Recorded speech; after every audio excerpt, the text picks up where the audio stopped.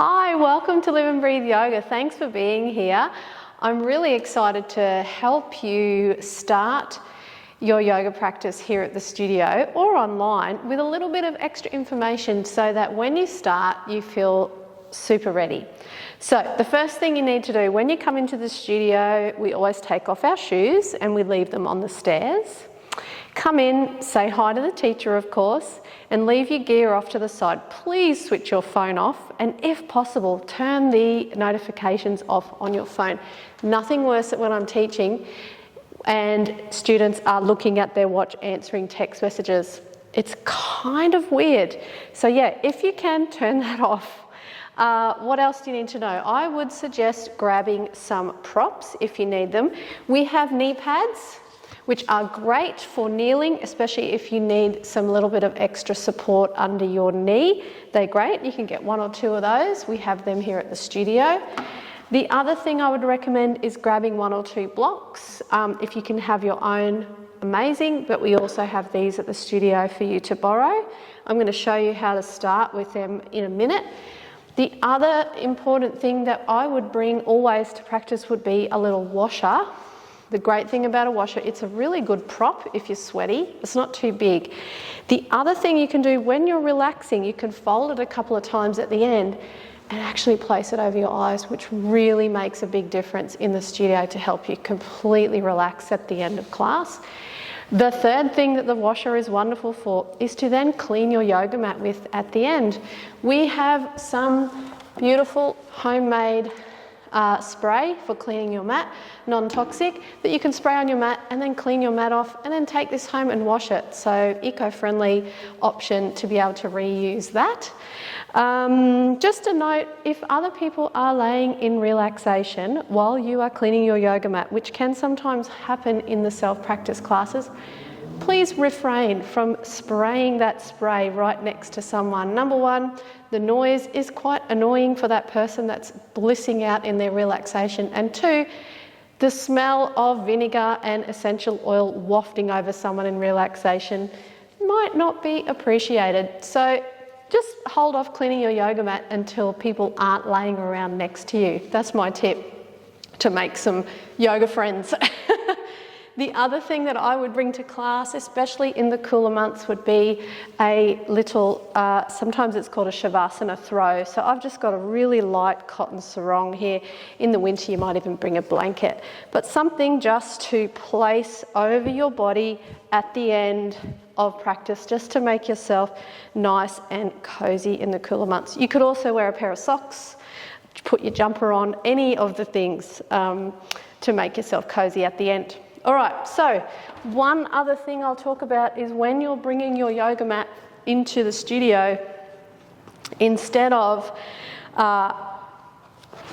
whacking out the mat onto the ground, which is never nice for anyone else in the room, just gently place your yoga mat down quietly on the floor and get ready for class. The teacher might tell you or suggest where they would like you to put their mat. So, you know, do that. If they've got lots of people in the room, they might like to spread you out a little bit.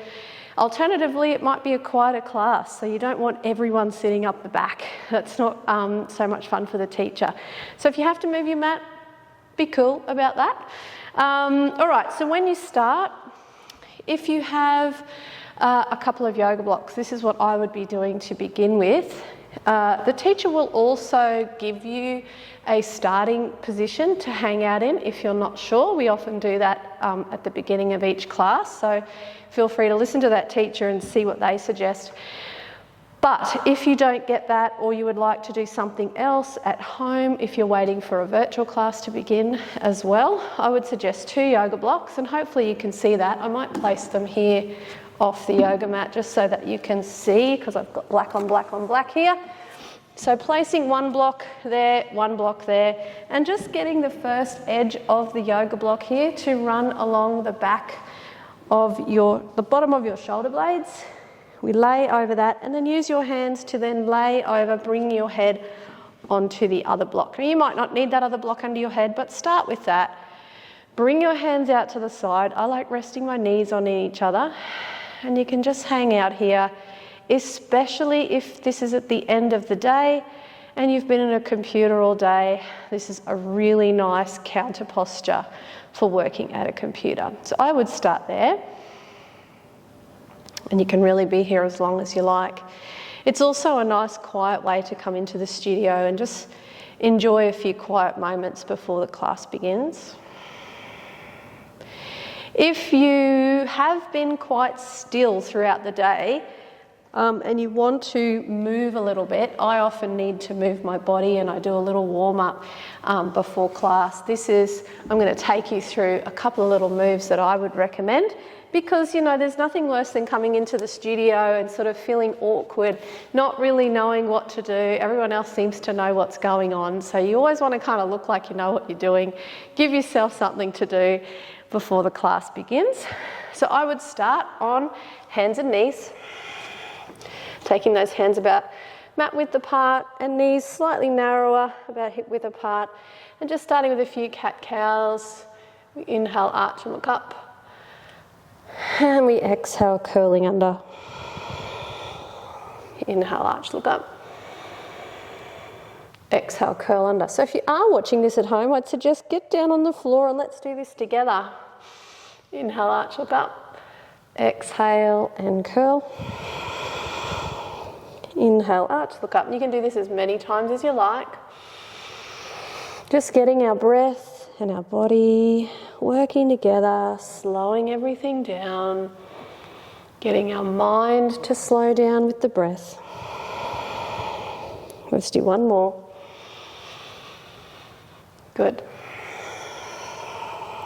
And then you could come back into a child's pose, so you could take your knees a little wider and sitting back onto those heels. Here's where, if you had that knee pad and you needed it, you could put that under your knees, okay? If you needed it, use that.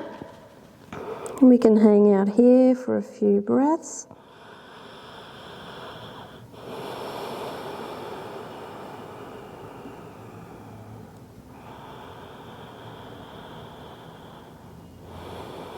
Let's do one more.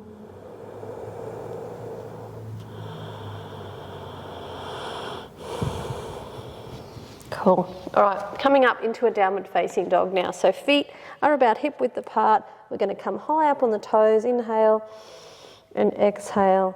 Heels soften. Inhale, high up on the toes. Exhale, heels soften. Inhale, toes. Exhale, heels. Keep going with that. This is great if you've been in shoes all day and you want to get your feet moving a little bit before class. Let's do one more. Good. And the next thing you could do is come down onto the knees and a little rock forward and then a little rock back, stretching out the soles of the feet. Inhale forward. Exhale back. You could also do this on your toes if you're feeling energetic. So it's inhale to a plank. Just make sure your hips don't sag. And then back to a downward dog. Good. So inhale forward. Exhale back. Inhale forward. Exhale back.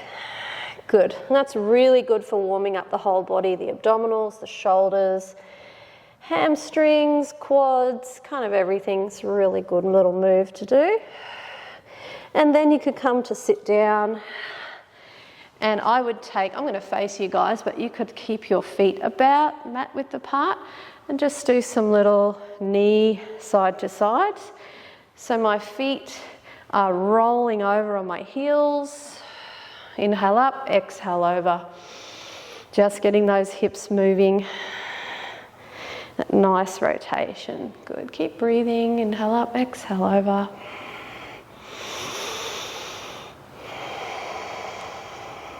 Good. Beautiful. And then a little side bend would be nice as well. So we're going to cross our feet, reach out to one side, up and over. Big breath. Remember, if looking up never feels good for your neck, just look sideways or down.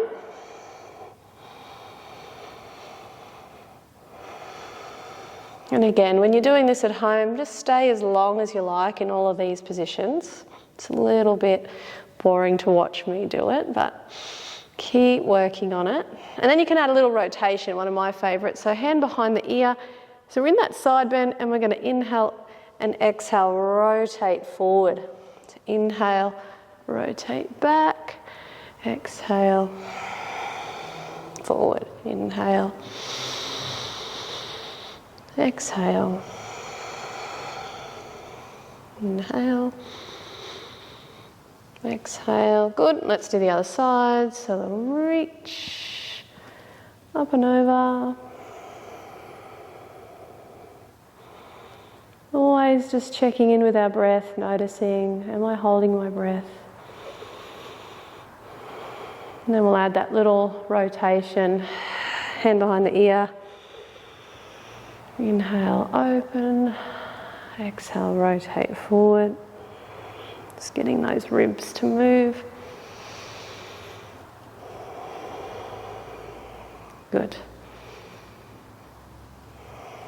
And that should give you a few little things to do before the class starts, or again, like I said, if you're waiting for the virtual class to begin and you want to get a little bit of extra work in. It's also a great little thing to do, you know, while you're at work. If you have 5 minutes and you just want to move your body and reset, definitely a great idea. When you relax at the end of class, always turn your head towards the teacher and your feet away, unless the teacher says otherwise. Grab your washer or your eye pillow if you have. You're going to place that over your eyes. Before you do that, just stretching the heels out to the corners of the mat. Let your feet flop out left and right. Palms up. You could put your blanket or your sarong over the top. I won't do it because then you won't be able to see what I'm doing. But that's when I would do that. And just take up as much space as you need. You want to be really comfortable in relaxation. So you can do it in this sort of classic position of laying on your back. You can grab a bolster and put it under your knees if you need that little bit of support.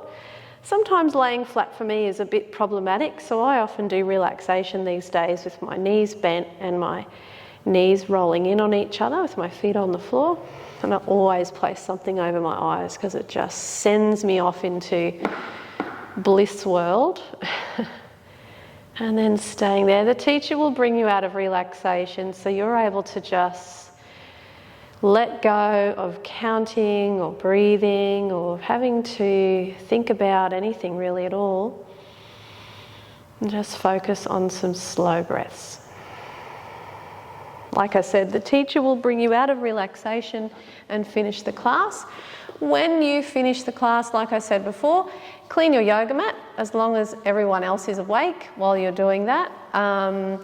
And, you know, ask the teacher if you've got a question or if they would recommend another class you could try out. I would definitely. And always book your next class in. I would say that's probably one of the best things you can do to keep the momentum because, you know, we all know how busy life gets and weeks can go by and then all of a sudden you haven't been to yoga again. So I would recommend always booking your classes for the week if you can. And always get in touch with us here at the studio. We love questions and we're always here to help. So please definitely reach out to us. And thanks for watching. I hope this has been helpful and we'll see you soon.